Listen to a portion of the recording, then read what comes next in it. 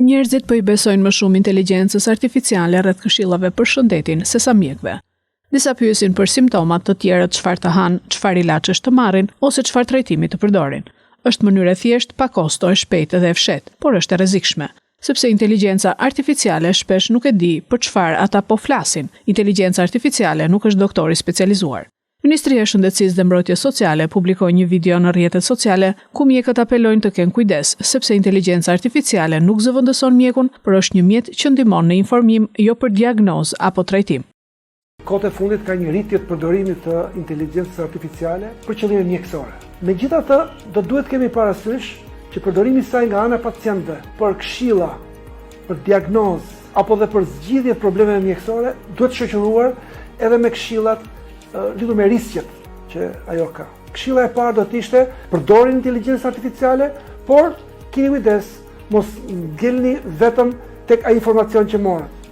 Është e nevojshme gjithmonë mbështetja këshilla nga një mjek për këtë. E dyta ka të bëjë me formulimin e pyetjeve. Mënyra se si e formulon një pyetje e orienton inteligjencën artificiale drejt përgjigjeve të caktuara. Treti ka të bëjë me kontekstin.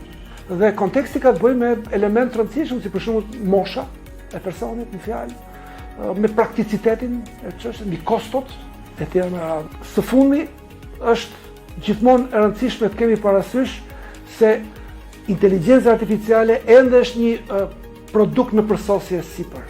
Është gjithmonë e nevojshme të kemi besim tek mjeku, empatia, profesionalizmi, njohurit, përvoja e mjekut, duket se ende janë të pazëvendësueshme nga inteligjenca artificiale, pavarësisht nga artikujt, nga kërkimi shkencor I cili vijon të na informojë në këtë fushë. Inteligjenca artificiale nuk mund të zëvendësojë kurrë doktorin. Është doktori I cili trajton pacientin, trajton individin në mënyrë specifike. Nuk mund të diagnostikojë një infarkt akut miokardi, që është një urgjencë madhore, dhe mund të keq diagnostikohet si një pneumoni, po e zëm, apo si një dhimbje stomaku, dhe personi vazhdon të rrinë në shtëpi duke pritur që inteligjenca artificiale t'i gjejë sëmundjen dhe të gjejë dhe trajtimin. Prindrit nuk do të mjaftohen me rekomandime që jep interneti apo ChatGPT-ja, po duhet të trajtohen pediatri. Mos merrni barna dhe terapi, mos merrni trajtime nëpërmjet internetit, po ato duhet të konsultoni patjetër nëpërmjet mjekut familjes dhe mjekut specialist.